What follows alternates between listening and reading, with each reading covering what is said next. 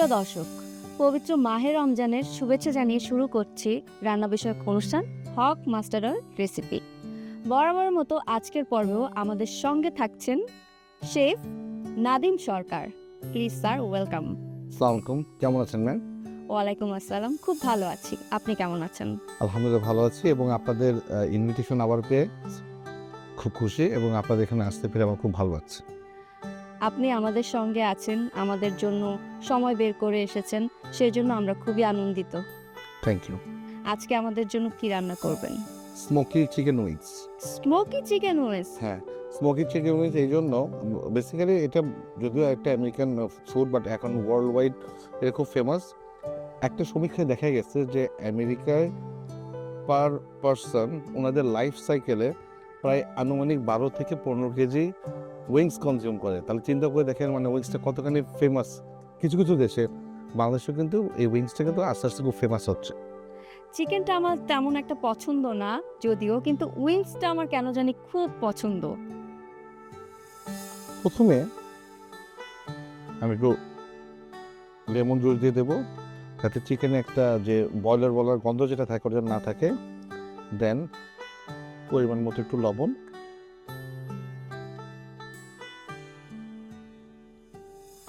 Ginger paste 1 চামচ,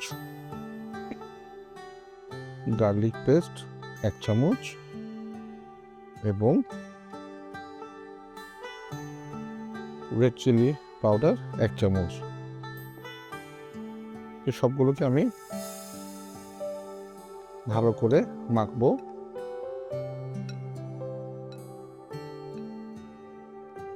এটাকে মেখে কিন্তু আমি ফ্রিজে মিনিট করে রাখবো।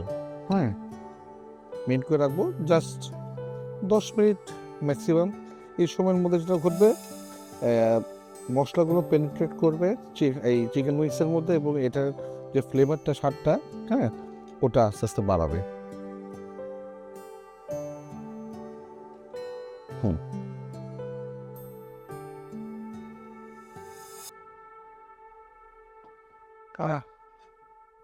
এবার আমি এগুলোকে ফ্লাওয়ারের মধ্যে কোট করব,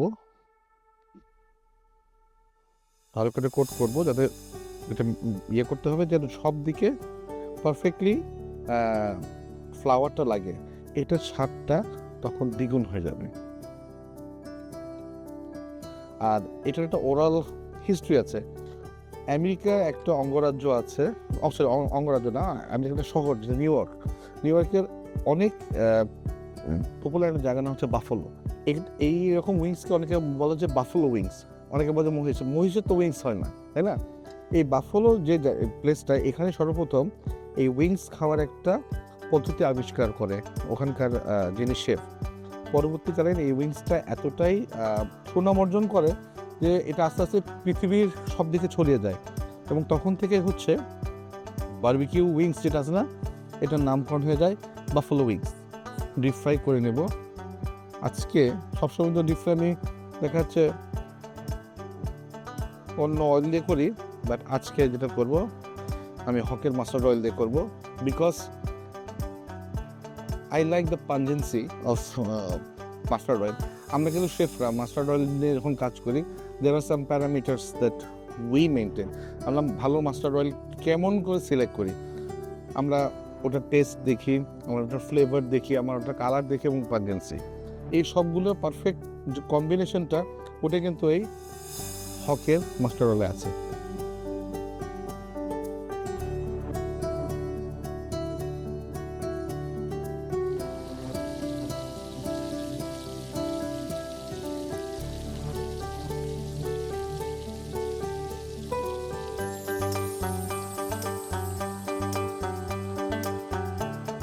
আমরা এই কয়লাটা যেটা আছে, আমরা এটা ইনফিউজড করব। কয়লার যে স্মোকি ফ্লেভারটা আছে এই ফুডের মধ্যে আসবে। তার আগে আমরা যেটা করবো, এটা খুব অল্প আলোতে এটাকে জ্বালিয়ে দেব। জাস্ট একটু 5 to 10 ml মাস্টার্ড অয়েল দিয়ে নেব, বেশি না। আমার গার্লিকটা সতে কত যতটুকু লাগে ঠিক ততটুকু।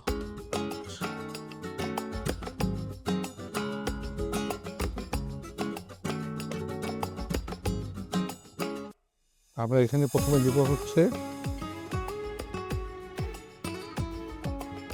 2-3 চামচের মতো হচ্ছে টমেটো সস এবং 2 চামচের মতো চিলি সস। আমরা খুব হালকা একটু পানি দিব যাতে সসটা একটু কুক হওয়ার চান্স পায়। 1 চিমটি লবণ, 1 চিমটি হোয়াইট পেপার এবং চিলি ফ্লেক্স। আমাদের সব কিছুতে কিন্তু ঝাল ঝাল ব্যাপার চাই।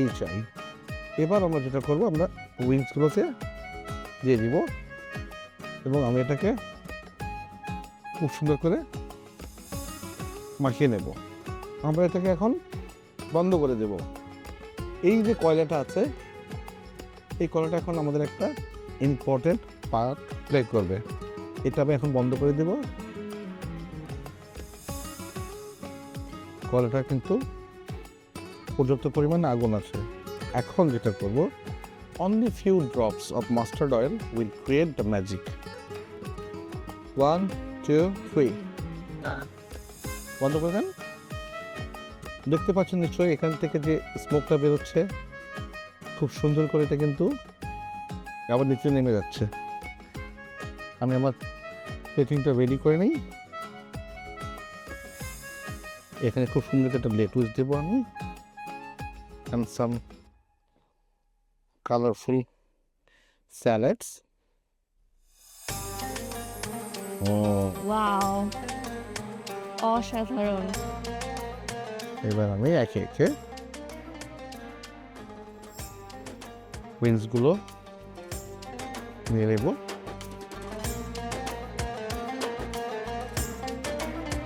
আমার কিন্তু স্মোকি উইংস রেডি হয়ে গেছে। এটা আপনার জন্য ম্যাম। অসংখ্য ধন্যবাদ নাদিম ভাইয়া, এত সুন্দর একটা রেসিপি আমাদের সঙ্গে শেয়ার করার জন্য। থ্যাংক ইউ, এবং thanks to Hoque mustard oil recipe আমাকে এখানে ইনভাইট করার জন্য। প্রিয় দর্শক, আজকের মতো এখানেই বিদায় নিচ্ছি। দেখা হবে আগামী পর্বে নতুন কোনো রেসিপি নিয়ে, হক মাস্টার্ড অয়েল রেসিপিতে। সে পর্যন্ত ভালো থাকবেন, সুস্থ থাকবেন। আল্লাহ হাফেজ।